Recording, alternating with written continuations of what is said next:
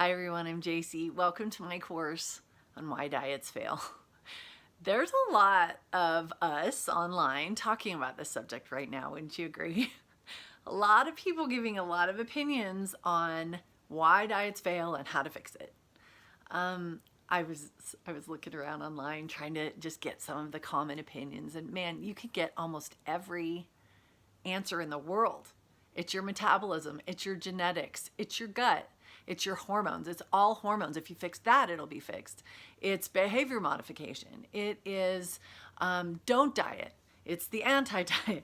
It's your, you just can go on and on and on. And I will acknowledge that there may be some validity to some of those things. I'm not dismissing that at all. But my purpose in this course is to take a scriptural approach, because that's the one thing I haven't seen. That answer is not out there. Sometimes we take this battle, so many millions of us are fighting it, and we fight it in every other way except going to the Lord and asking Him, wait a second, why am I failing so much? Why can't I control this appetite in my life? Why is it that I feel so spirit-led in other areas of my life, perhaps as a parent or with my finances or with certain challenges? I just feel that strengthening power coming from Him. But yet in this area of our lives, we're just stuck. Failure after failure, gaining weight again, we've lost it and it comes back. We just can't master this.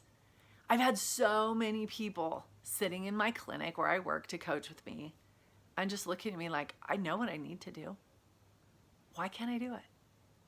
That is the question that we're going to answer, and we're going to take a strictly scriptural approach. We're going to look at the spiritual side of this battle, because this is what I'm convinced of. When we see that it's bigger than just this physical approach where I can't stop eating, it's just that I like the taste or whatever.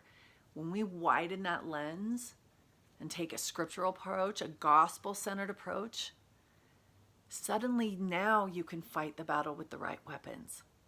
So let's dive into the scriptures. If you're one of those people that likes to follow along or go back and study them later, grab a pen and a pencil. I'm going to go through 10 of them. And I'll give you the references if you want to go back later and study them. We're going to look at several different verses. The funny thing is, as I was studying this, I think everyone's first inclination is like, there's nothing about the scriptures, in the scriptures, about dieting or body image or weight loss. Like, I don't know where she's going with this. And I would have said the same thing. Like, I don't think there's anything that applies. Guess what? Buckle up. There is. And see, all it took was for me to turn that over to the Lord and just say, help me. I don't know why I'm failing. I need help with this. Man, that began to rain down on my head, and I began to find all kinds of answers for why this struggle was so hard. Let's start with just one example. In Romans 12, verse 2. This is in the King James Version of the Bible, where Paul says, be not conformed to this world, but be transformed by the renewing of your mind. It outlines this journey about how we need a transformation in our thoughts, our belief system. In fact, Ephesians, if you want to check out Ephesians 4, verse 23, it says the exact same thing. Be renewed in the spirit of your mind.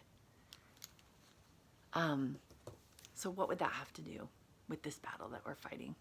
Let me show you two quick examples that I found in my office as I was coaching. I have a lot in my own life, but these really illustrate it well.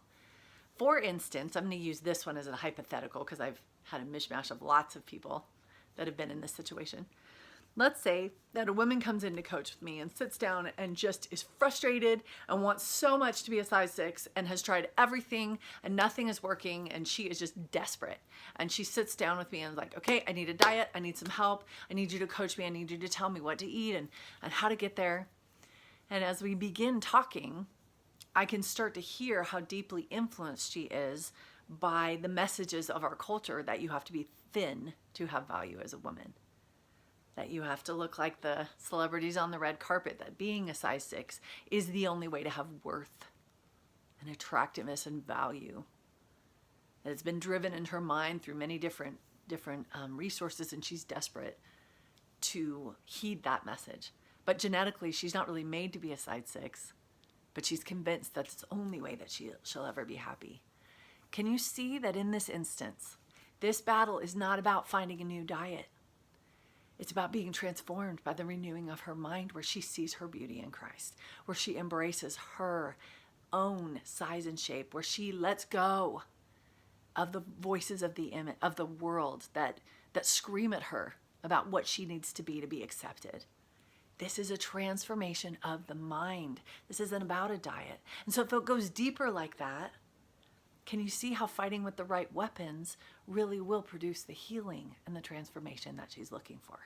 Another example I saw very clearly, I had a wonderful, sweet woman that I was working with, and she was same boat, desperate to lose some weight, just really trying to get her health under control. She'd been through 2 really, really tough years and wanted to, have my help coming up with a diet and a plan. But we sat and talked for a while, like I like to do. And we really started to process the past couple years of her life.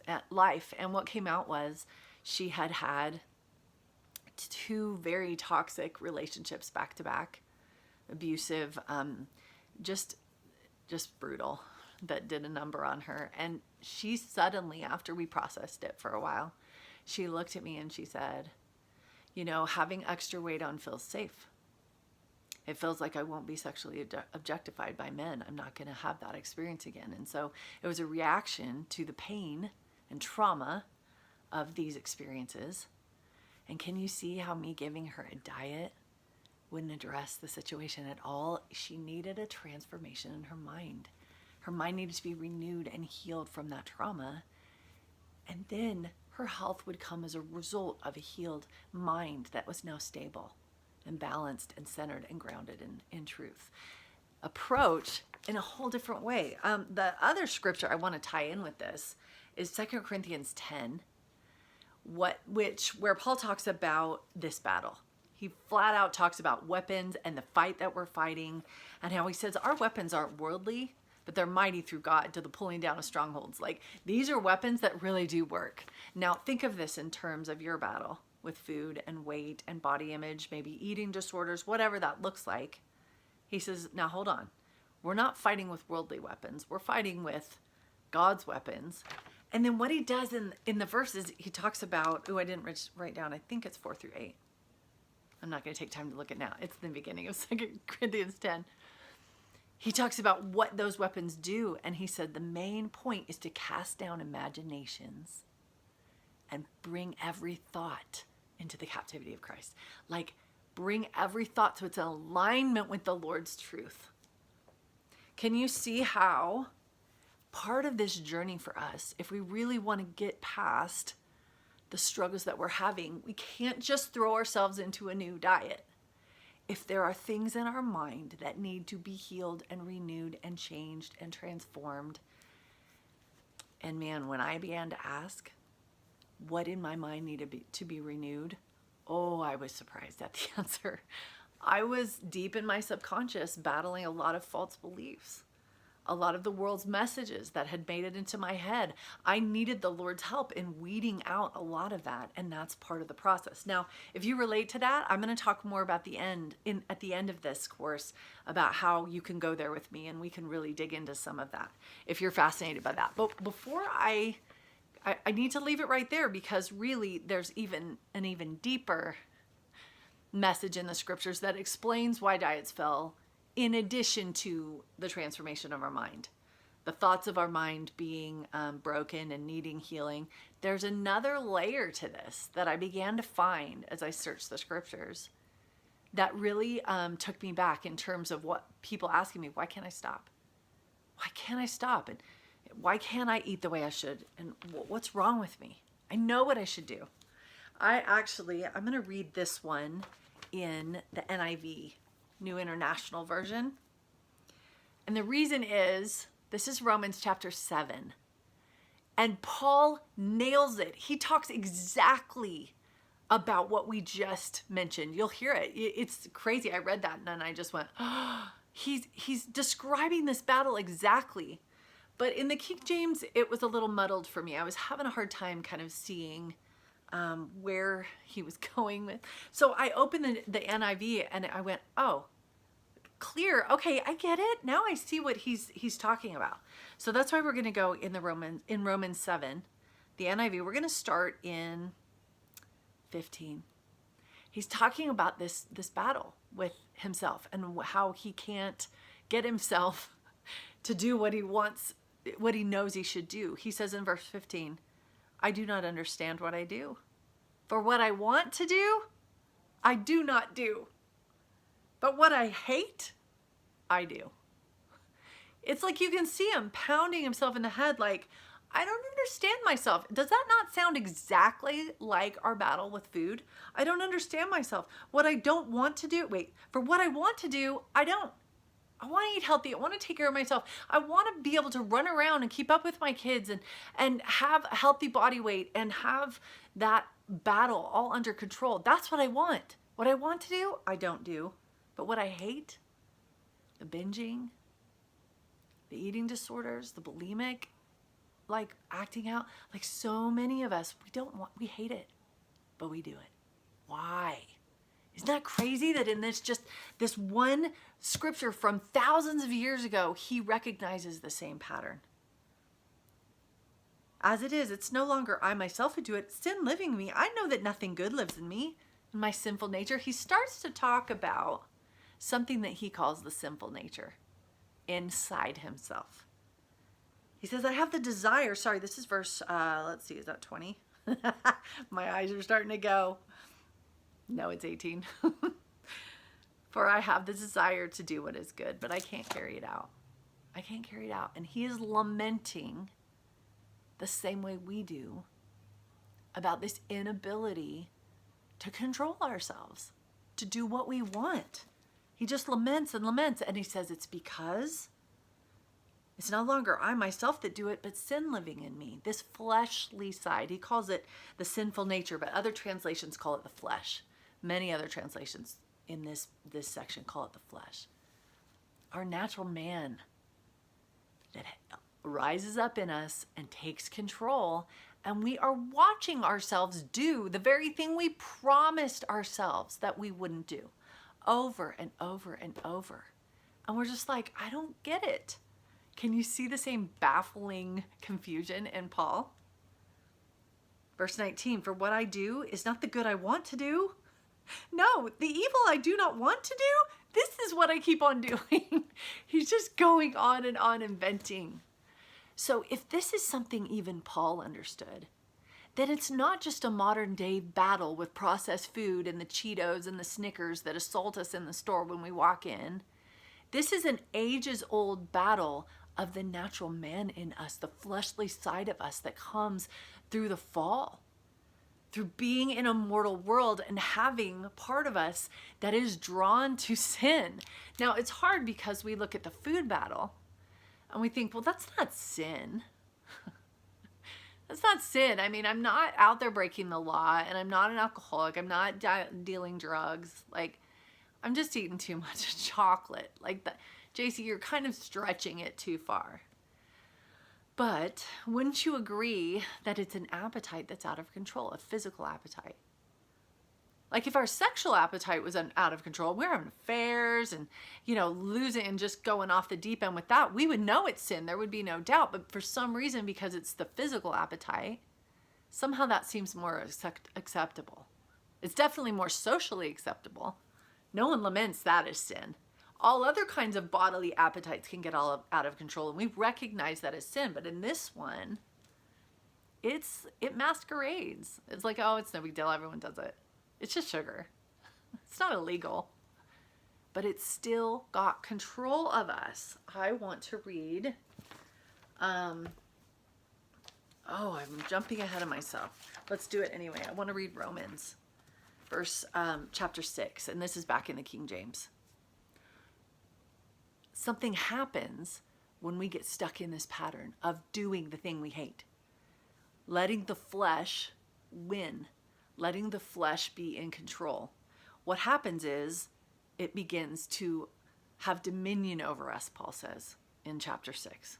He says, let not sin therefore reign in your mortal body, that you should obey it in the lusts thereof. Let not sin therefore reign in you. Reign, have dominion, be a master over you, control you. That you should obey it. It controls you so much that you obey that flesh. When that flesh yells for chocolate, you get up and go to the kitchen. Even if you woke up that morning and got on your knees and promised the Lord, like, no, I'm not going to do it. Somehow you end up obeying it. And then later, after you've downed the whole carton of ice cream, you're like, what just happened? But he says you can begin to be under dominion. It can take control of you, so you obey it in the lusts thereof. Now let's not get caught on that word lust, right? Because we start to think again, that feels like a sexual reference. But all a lust is a craving, right? Overpowering craving. Can you lust for food? Chocolate? Chips and salsa? Can you lust so much that you get in the car to go fulfill and obey that lust? Now, I want to be really careful here. I'm not saying that sugar is evil. I'm not saying chips and salsa are evil. I'm talking about when a bodily appetite has mastered us and taken control of us so much that we obey it, even when we don't want to. Even when we've told ourselves, even when the doctor has said, your numbers are off the charts, your health is in a dangerous level. You are diabetic. You need to have insulin, like whatever it is. And so we know we need to make changes, and we still obey that lust. We still go for our Coke. We still go for the things that we know are hurting us, but we're beginning to get caught in this scenario of obeying and letting it have dominion over us. Let's do a few more scriptures. Can you see, though, first, how this battle, all of a sudden when you look at it as the flesh, that natural man, it's not just about me and I need more willpower to give up chocolate. It's suddenly about the flesh and its ability to reign over me, and I lose my will. I mean, I was a sugar addict. I tried to stop a zillion times. There was so much shame over that, over the binges. But I kept doing it. So many promises to myself. Now, there is an element to this that sugar is addictive in the body, and that's another class for another day. I can tell you more about that later. I had to deal with my body's actual addiction to the substance. But my flesh, my inner man was addicted to it too. It was my bliss. It just was my happy place. It was my escape. It was much more than just the taste for the body. Let's look at some other scriptures that talk about this fleshly side of us, this natural man. Paul somewhere else calls it the old man, the unregenerated man that has not yet been changed through Christ. In Matthew 26, verse 41. I mean, this is the verse where the disciples have fallen asleep. He's in Gethsemane, going through the worst 24 hours that he would ever experience on this earth. Christ was, and they fell asleep. And he looked up at him and said, the spirit is indeed willing, but the flesh is weak. Yes, there's a side to us that is weak. The flesh is weak. And so those of us that have battled this on the food front, we can nod our heads and say, yeah, I know. Can tell you that. My flesh is very weak. But can you see how this is a spiritual battle? This isn't a willpower battle. It's a spiritual battle. The other thing I want to talk about too is when we talk about the flesh, sometimes we think about the appetites of our senses, because the word flesh, we take it very literally, like our body, like our taste buds and our senses. And so we think, well, I just love chocolate so much. It just tastes so good, or whatever your thing is. I keep using that because it was mine. But it goes deeper. The scriptures show that the flesh, this fleshly natural man side of us, goes deeper than just the outward senses. In Galatians 5, verse 24, Paul talks about overcoming the flesh, this very battle that we're hashing out here. But he describes it in the King James Version, describes the flesh, he says, with its affections and lusts. Lust we talked about, cravings, affections. But a lot of the other translations that I studied this in translate that with its passions and desires. Desires. inward desires. The natural man part of us, that fleshly part of us, has desires deep inside of us that will lead us to the wrong things. I mean, I'm sure you've seen it in other areas besides the food. I've felt a desire to kill my child before. They were pushing all my buttons. It's like, you better go to your room right now because I'm going to kill you. But no, look at how often we are led by a desire to something that we know we shouldn't have, that we know won't be best for us, and yet we want it. This is about our desires deep in our heart. In fact, the other verse I want to tie that to is Jeremiah 17, verse 9. And this is a tough one for me, I think. I've always taken a lot to process this because the Jeremiah 17 talks about, verse 9 talks about the heart, the inner man, is deceitful and desperately wicked. It's deceitful. Now, a lot of us recoil at that. Like, my heart is not deceitful. I'm not desperately wicked. The New American Standard Bible translates that desperately sick. The heart is desperately sick. But what I want to hone in on is deceitful. The word deceitful. Our desires, our appetites of that natural man can be deceitful. And food is one of the ways we can see that the most. I know, like I said, I had a woman one time sitting in my office coaching with me. And the diabetes had so overtaken her body that her leg was black. The skin was beginning to die. It was black. But she had a huge mug in her hand of Coke. And I again, no judgment from me. I've been that person. Sorry, got me.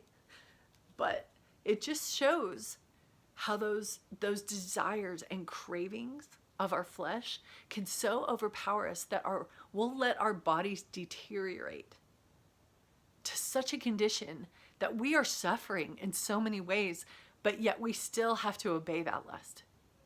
We still have to give in to the cravings of our flesh. They rule over us. And we know we should live differently, but we can't. We just, like Paul says, that's what, I know I should. That which I want to do, I don't do.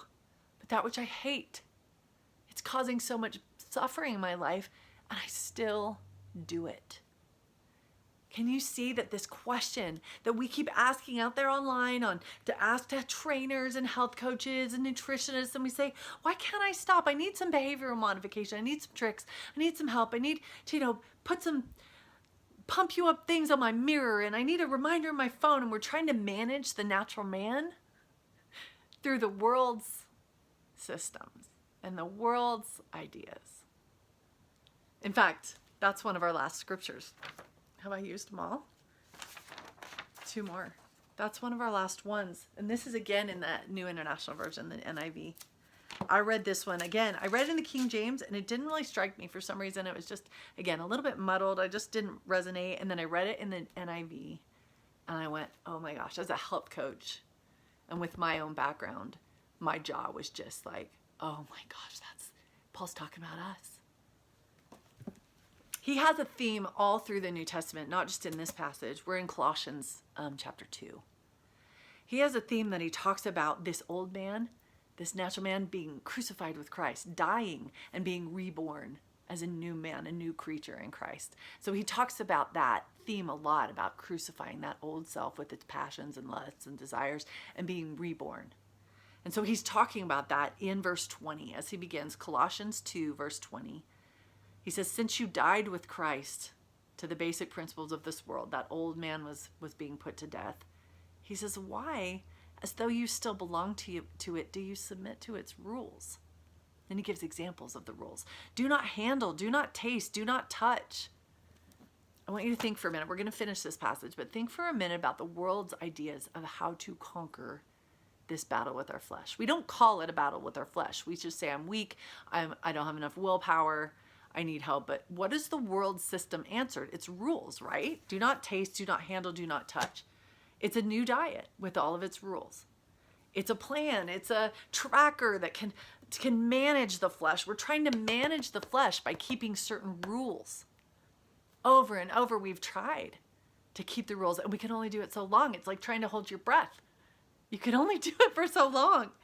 And Paul said these rules, speaking of the world systems and answers for battling the flesh. He says these are all destined to perish with use because they're based on human commands and teachings. The world's ideas. I mean, they're battling the flesh whether they know it or not. All of us are. Whether we're religious or not, this is the human condition. We're battling those natural man desires that rise up in us.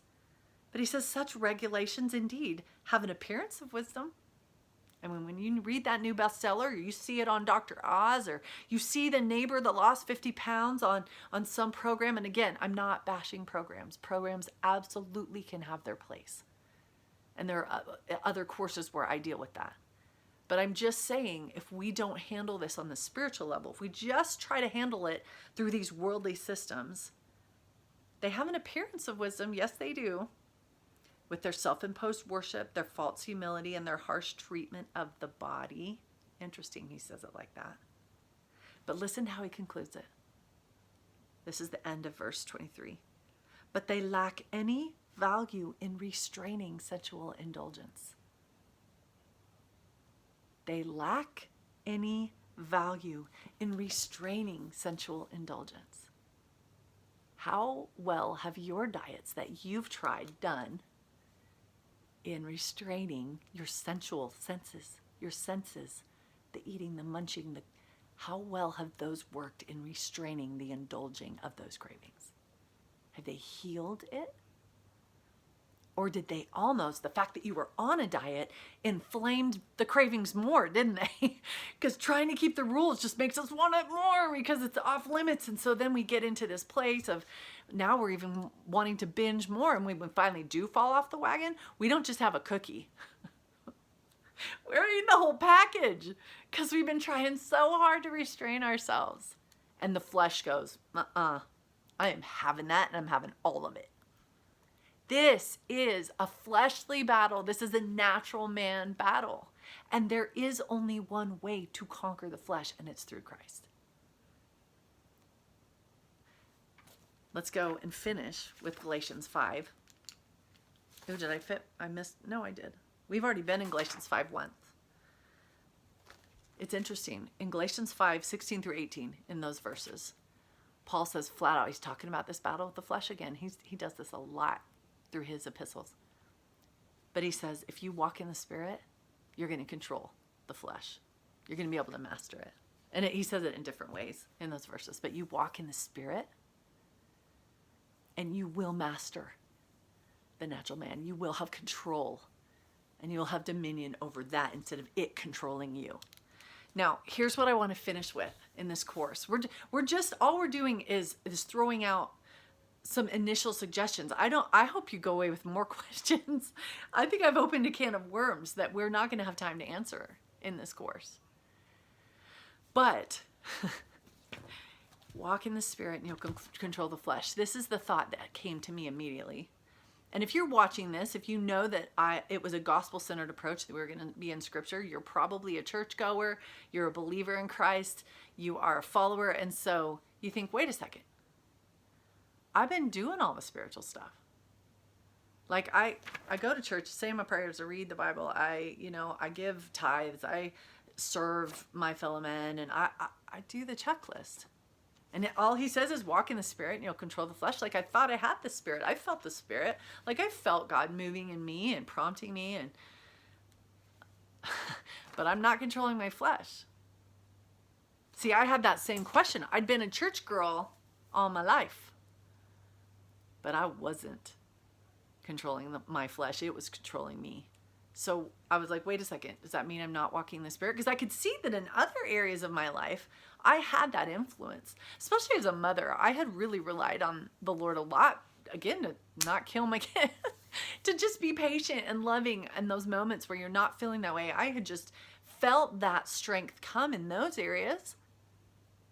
So that I was controlling my urges and my natural man, and that was calming down. I was able to mother in a way that was more loving. But for some reason, this part of my life, I had not yet accessed the power of the Lord. It was out of control. I think the answer is because I had not yet surrendered this part of my life to him. Like other areas of my life, I fell on my face and begged for his help. Finances, health problems, big decisions. I had prayed about all kinds of things. I had never gotten on my knees and said, I'm done. I need help. I'm failing so miserably at this. I just was trying the world's self-management systems over and over and over. New diet. Okay, now another new diet. Oh, maybe if I try this one. Oh, maybe if I try the rules. Oh, a new set of rules. Oh, a new type of exercise. Like I was just trying to put together some behavioral modification system that would calm down my flesh. But I didn't see it as my natural man. I just thought I needed more willpower.